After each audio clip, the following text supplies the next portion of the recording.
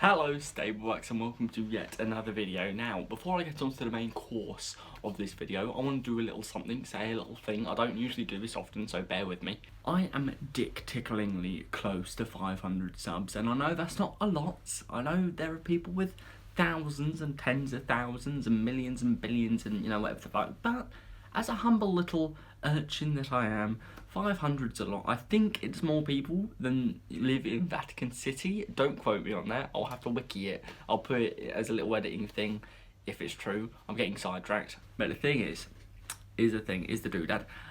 500 subs, it's a landmark sort of in it, and I want to do a thing for it, a totally original and unique idea that no one's really done for a watermark before. I want to do a Q&A. I know, fucking how original is that? So, questions in the comments, or I don't know, maybe I'll put a separate little unlisted video if you want to comment it on there for stuff. But yeah, if you try and get it in by this Friday, I'm not like that. Smash that motherfucking like button, share and subscribe to your friends. I'm becoming one of those, ignore that. But the reason I want to sort of have it done by Friday and get to that point by Friday is because the video after this one will be my last video in this flat ever. Because I finished my first year at uni. Oh my gosh. So yeah, I think if I do a little Q&A landmark thing as I'm moving out for my last video here, that'd be a bit nice, isn't it? Not necessary, but it'd just be a bit nice. Also, another thing before I get onto the main course, don't try and make all the questions Doctor Who. There's only so many times you can answer, who's your favourite Doctor, what's your favourite story? I mean, who knows? It doesn't have to just be about Doctor Who. Maybe you're interested in me as a person. Sorry, a man can dream, Anyway, now that's out of the way and you get the general gist of that, here's the main thing which everyone loves talking about, death. Now, Series 10 is well underway, and I think we're on the 6th episode now, and something that someone pointed out to me, I say that, someone's a person on the internet, they pointed it out to the internet, I read that, it wasn't just, something that I read on the internet was that every episode so far, we're at Oxygen now, that's airing tonight, someone's died, and especially with Knock Knock, with the last one, as of now, the last one, where all the people that died came back to life for some reason.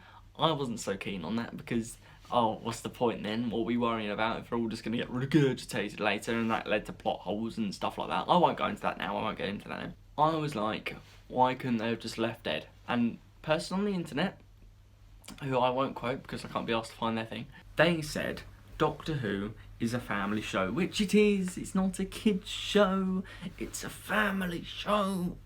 And they argued that if someone died and stayed dead every episode, that wouldn't set well with the family. And I was like, that's a good point, especially as tonight's episode is about dead walking zombies, and from the trailer I think there's 40 dead walking people. Death is quite a heavy subject. But then I thought, that is true that someone has died every episode of the series, but how meaningful and how impactful were their deaths?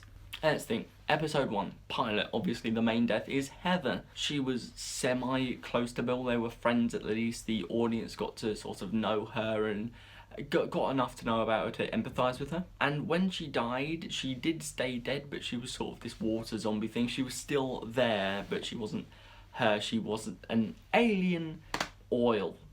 I'll talk about that in a future video. Smile, I think the only person that died was Rani's mum, or the actress that played Rani's at the beginning, but she was just exposition to what was going on, so no one really cared about her. That wasn't really an impactful death.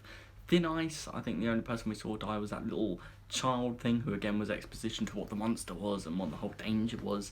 No one really cared about him. I know I didn't. Then after that, of course, was Knock Knock, where loads of people died, but then they were all regurgitated, because we can't have too much death.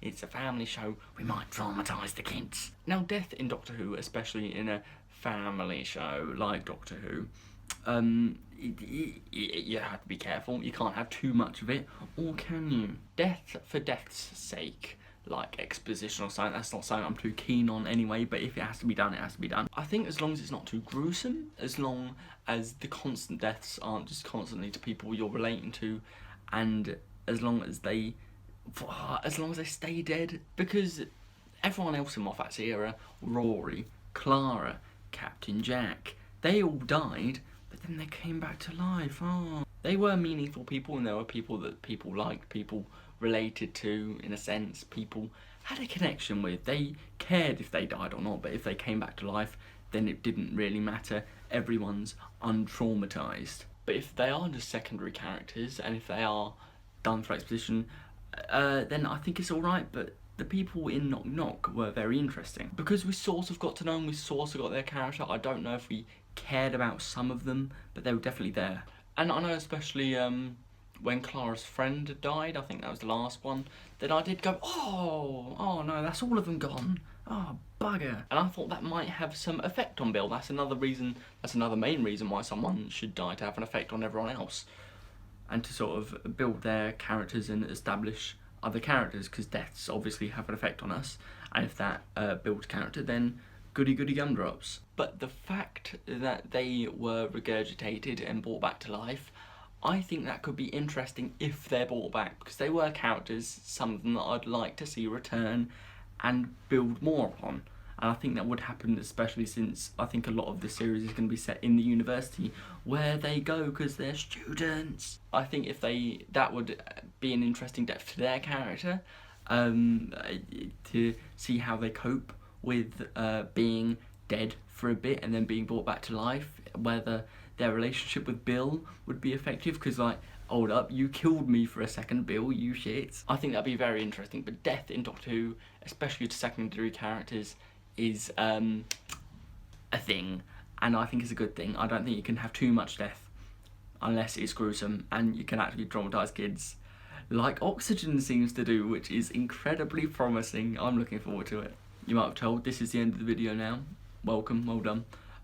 It wasn't scripted. I just had this idea of death in Doctor Who. I saw that. Let's see if I can ramble about that. And I have done for, 9 minutes now? I'm proud of myself. See you next time. Questions, Q&A, please, thanks.